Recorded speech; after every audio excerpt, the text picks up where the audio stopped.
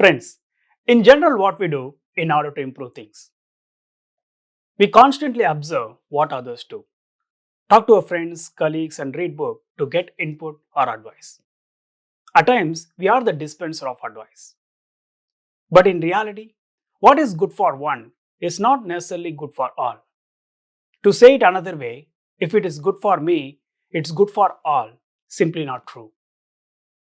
Hello, friends, welcome back. You are with me on Be a Moon, Not a Star.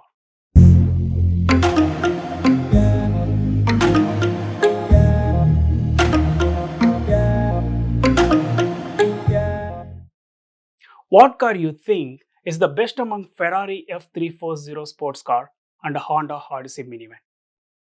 Well, it depends why we need car.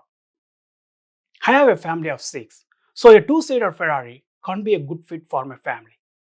However, if you plan for a date, then a Honda Odyssey probably is not a wise choice.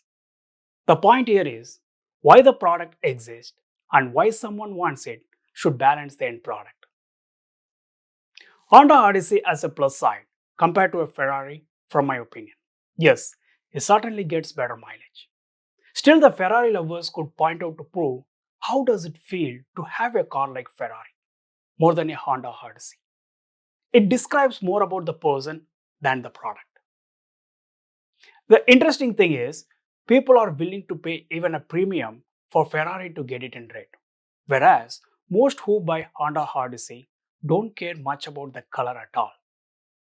A choice for the product is made when your why is met with company's why. There is no point in comparing a Ferrari to a Honda Odyssey in making our decision with no understanding of its real purpose. I believe this is good enough for us to understand that what is good for one is not necessarily good for another.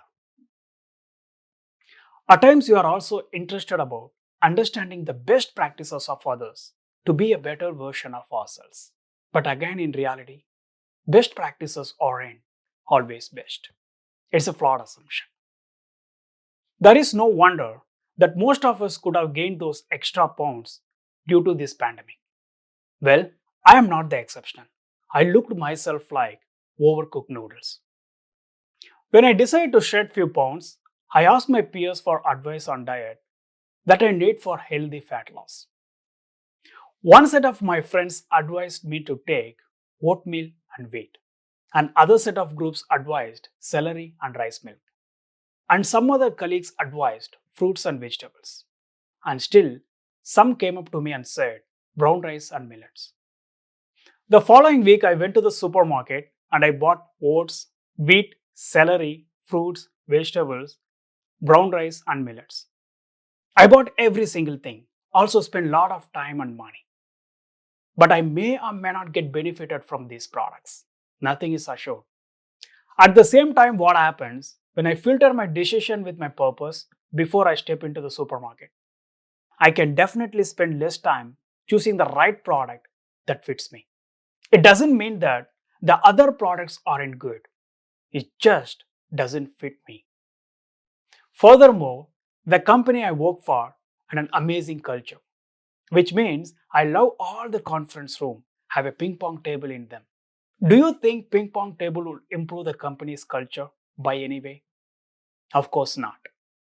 Friends, there is nothing wrong looking up to what others do, but the challenge is to adapt what's just right to elevate you to the next level of life.